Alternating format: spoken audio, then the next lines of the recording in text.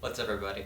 Omid from Succeed with Omid here. I want to talk about foam roll in the quad today and a couple tips on how you can actually get all four of those quadriceps.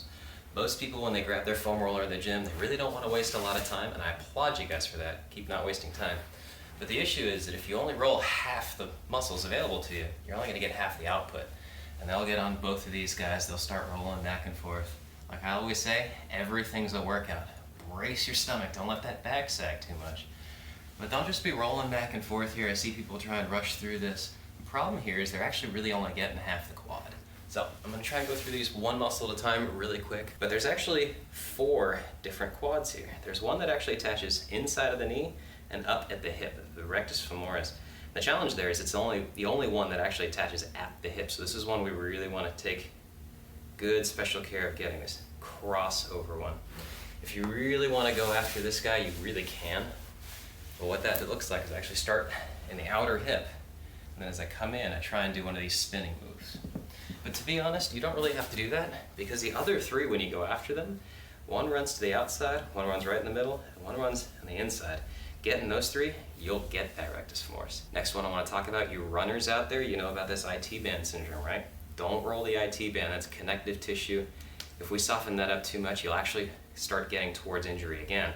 But this fasciculus lateralis, the one that runs right on top of and connects to that IT band, that's the one I want to get. So, if you've ever rolled your IT band before, don't do it anymore. It's not worth it. Directly on the side. I don't want to do that. I want to bring this foot forward and tip forward about 15 degrees or so. You'll actually feel a slight difference in the type of pain you have. The IT band is just excruciating.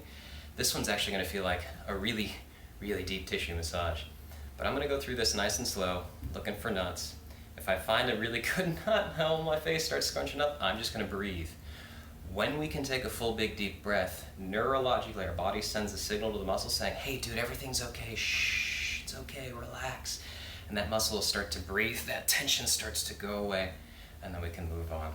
About 30-45 seconds per leg if this is pre-workout. Or you can do this as a workout by itself. I'm holding a nice side plank here. This leg is bracing, so I got the side of the butt, working the shoulder. You can do this for 2-3 minutes per muscle if you want to. Just don't work out after, you're probably gonna be useless. Then the top muscle, right in the middle, it actually attaches to the top of the leg, comes across the knee, through here. That's right on the top. That's the one that everybody always does. You don't really need to roll this one as much if you're already doing quad strength, but I always try and take one leg out to the side and really just do one muscle at a time. Same thing, straight through. If you already roll this muscle a lot, here's a pro tip for you. When you find a little bit of a knot, bend the knee.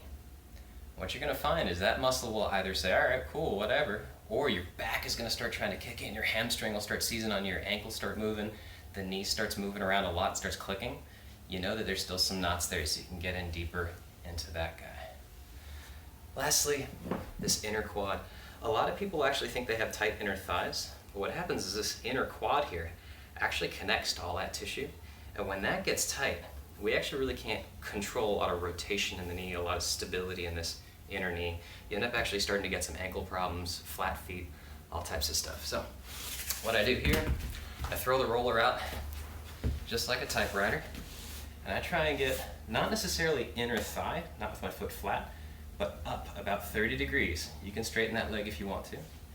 And you'll find that there's a really big meaty muscle that is not inner thigh that you've probably been neglecting if you've been rushing through your foam rolling with the quad. Getting through this guy, same technique. I found a knot here, I'm just gonna breathe. And again, I can try and bend that knee, and I can move that tissue around, really get deep into the knot. But after I can get that, now here's a fun test for you. If I just get down into a squat, this is not me faking it. Just showing you guys this in this video, I can get outside into this quad really well, holding that foot in a good position. This guy, completely stuck. And what a lot of people will do is they'll try and go after the inner thigh, they'll go after their hamstring, they'll go after their ankle, when it's really just a quad problem. Spend some time foam rolling the quad, really explore all of the different corners of it. It's the entire top hemisphere of the leg. Really get into it, outside, top, inside. That rectus femoris will probably be involved in there, but if you want to really explore your body, figure it out a little bit, you can do that side sweeping technique, all right? I hope this video was helpful. Keep your foam rolling. As always, have fun, and I'll talk to you later.